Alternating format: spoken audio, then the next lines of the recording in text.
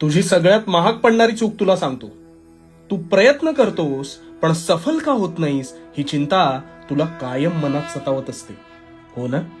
आता यातून मार्ग कसा काढायचा हे मन लावून शांतपणे. तू एखादी गोष्ट चांगल्या भावनेने सुरू करतोस पण त्यात अपेक्षित यश मिळत नाही. मग हे माझ्याच बाबतीत होतंय का हा विचार करून खचून जातोस.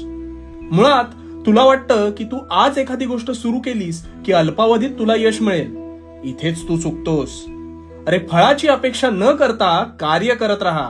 धडपडशील, लागेल, पण हे सगळं तुला पचवावंच लागेल. कारण माझ्या दरबारात मी तुझ्या कष्टांची किंमत मोजत असतो आणि ह्या परीक्षेत जो तरतो ना तोच कायम पुढे सरसावतो. आता याची एक समर्पक गोष्ट ऐक. 2 मित्रांना एका ठिकाणी हिऱ्याची खाण आहे असं कळलं आणि क्षणाचाही विलंब न लावता त्यांनी आशेने तिथे खणायला सुरुवात केली. बराच वेळ झाल्यानंतर दोघांच्याही हाती काहीच लागलं नाही. त्यामुळे एकाने आशा सोडली पण दुसरा मात्र न थांबता खोदत राहिला आणि पुढच्या क्षणी असंख्य हिऱ्यांचा खजिना हा त्याच्या हाती लागला. यावरून काय कळलं? अरे, जिथे हरल्यासारखं वाटेल तिथे तू अपेक्षित यश मिळण्यापासून निव्वळ काही प्रयत्न दूर असतोस.